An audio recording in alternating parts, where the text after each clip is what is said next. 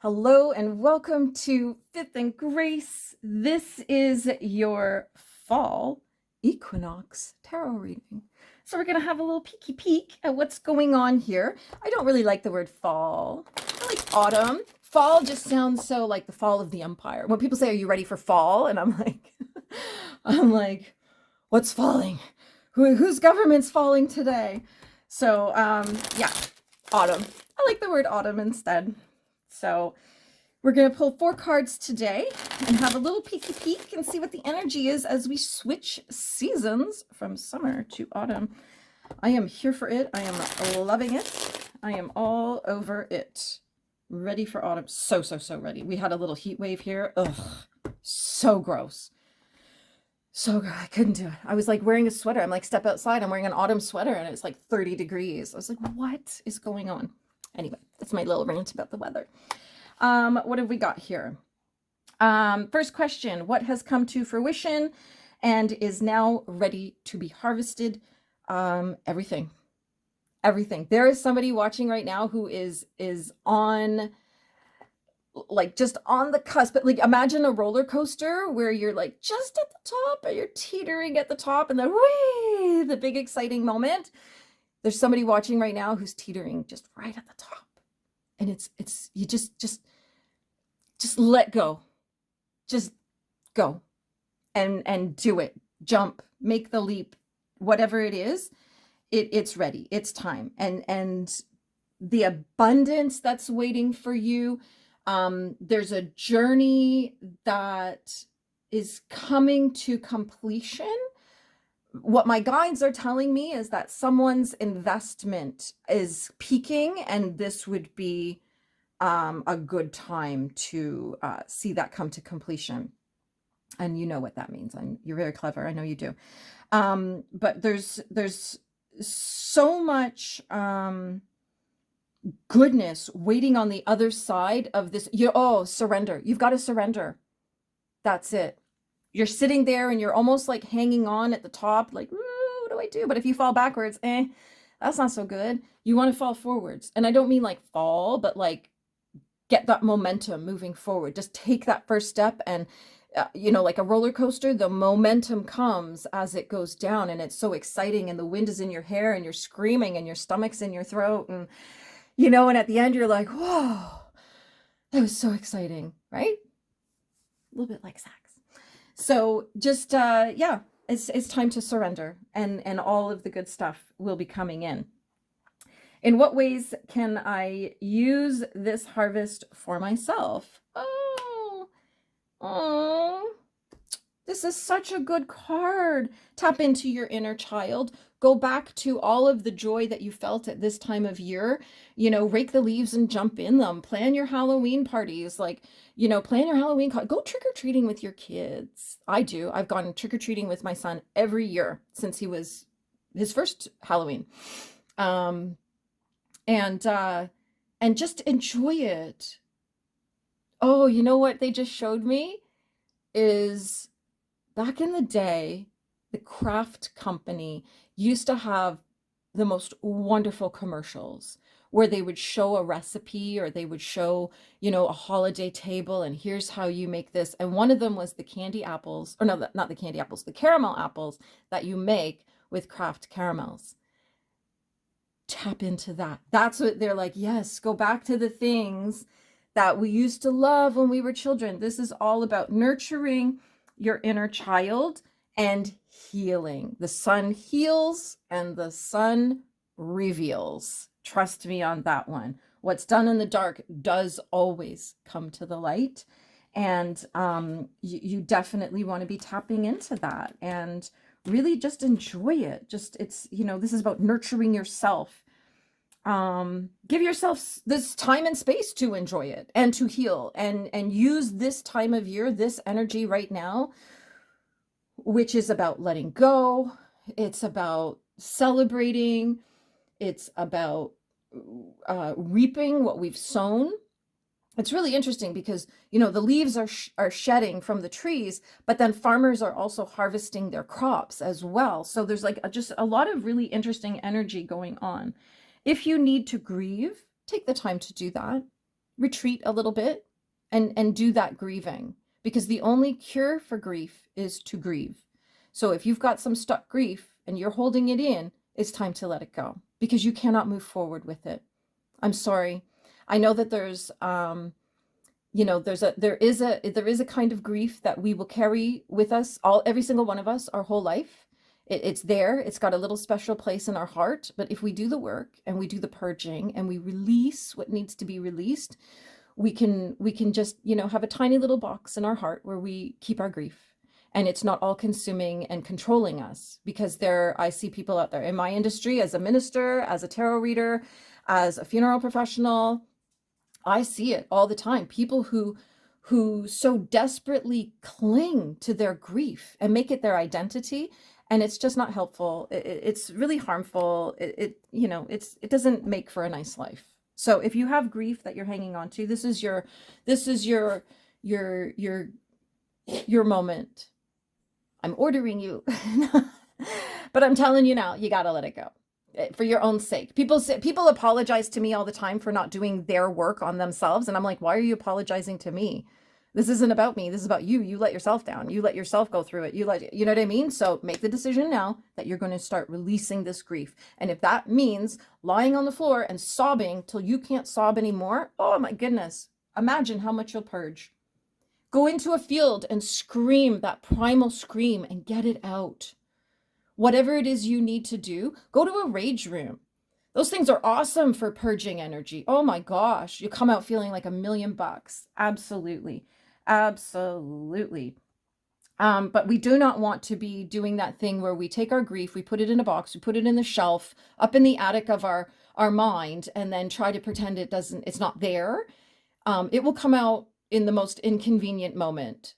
So deal with it intentionally, on your time and in your way, and that way it won't consume you when you're like standing in the produce department of the grocery store. This is about renewal. So again, back to that shedding what isn't serving us, letting things go.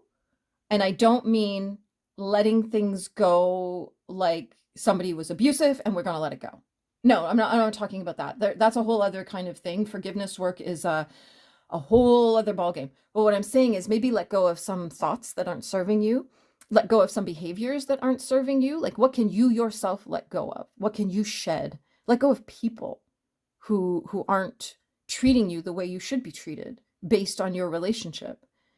You know, every relationship kind of determines how we should be treated. The way I get treated by, you know, a family that has hired me for a funeral is going to be a lot different than the way I get treated by my neighbor that I go hang out with, right? Like, it's a different relationship. So how you get treated and that reciprocity is going to be different in each way. And in some relationships, you exchange yourself and your skills and your wisdom for money. So that's a whole different dynamic to the relationship. So yeah. There's somebody out there who's really, really gone through something. It's interesting that we have a 10, because 10s are about completion. I feel like there's somebody watching right now who is, who's gone through something, and they're like, yep, I'm going to surrender. And then you've got some healing work to do.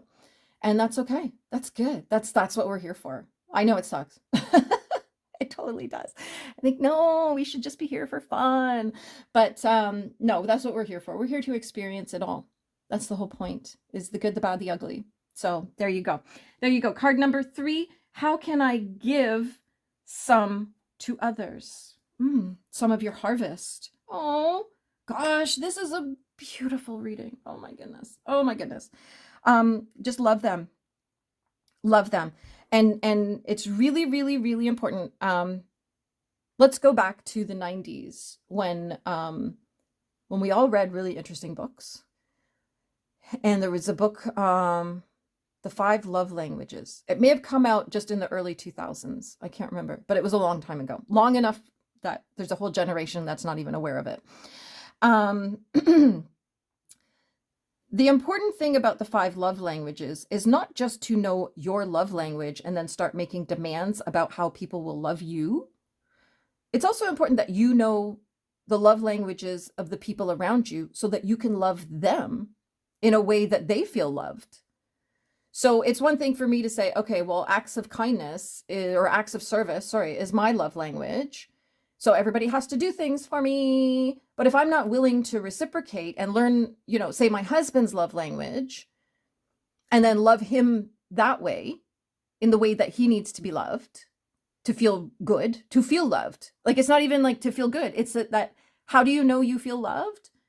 Like that, right? So for example, in the, you know, the winter, you know, when I used to work outside of my house and I would come out and find, you know, all that had snowed, but my husband, when he left before me to go to work, had brushed off my car. So I didn't have to do that. That's love, right? He knows I'm like, yeah, he took care of me. He loved me, right? So that kind of thing. It's important to know how to love the people around you, but also how you need to be loved as well, and express it. Don't be afraid to say, hey, my love language is this, and I feel most love when this is happening, you know. And if the people around you don't care, well, well, shed them. Let them go. Let them go. If people will disregard the things that you're saying about how you feel about your relationships, whether it's friendships, work, marriages, relationships, siblings, parents, neighbors, friends, whatever it is, if the people around you will just disregard what you're saying, then, you know, you don't need them around. I don't know. Unless they're serving a purpose, because sometimes we keep people around because they're serving a purpose.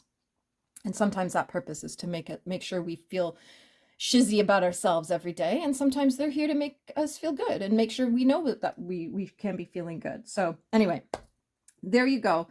There's definitely, I'm going to go back to this question. I'm going to go back to the question. How can I give some to others? Love them hard, love them big, love them without shame, love them without any feeling of like embarrassment. Just give love. Just love, love, love, love, love.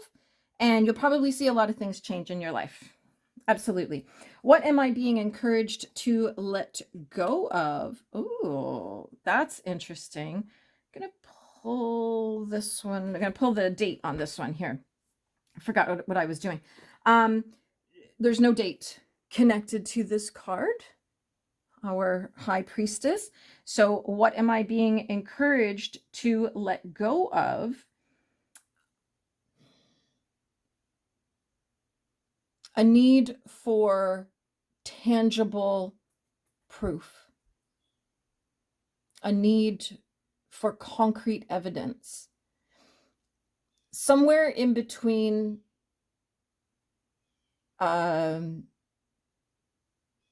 feelings and the truth and all the things that we have going on, somewhere in there is faith. And sometimes we just have to have faith. So what am I being encouraged to let go of? The need for anything concrete for us to believe in something bigger than ourselves. That can be anything in the metaphysical or spiritual realm. If you're Christian, then God. If you are like me, my religion is metaphysical spirituality. For me, it's letting go of needing proof, of constantly needing validation, of constantly needing the universe, spirit, God, source, whatever it is, to show me something in order for me to believe, in order for me to have faith that things will work out, that things are happening exactly how they should be, that I am being divinely guided and led, whatever it is for you, whatever that is. It's time to let go of it. It's time to let go of the need for something concrete in order to believe or have faith or trust. Whew, there we go. That was a great reading. Oh my goodness. Oh my goodness. This season's just popping off already. We got some powerful stuff going on and shifts and energy and everything happening. So yeah. And I really appreciate you hanging out here with me. Please don't forget to click the subscribe button, click the like button. It really does help me grow the channel, and I'm so close to the magic numbers. And leave a comment and let me know you were here. Let me know what you think. And as ever, have a magical day.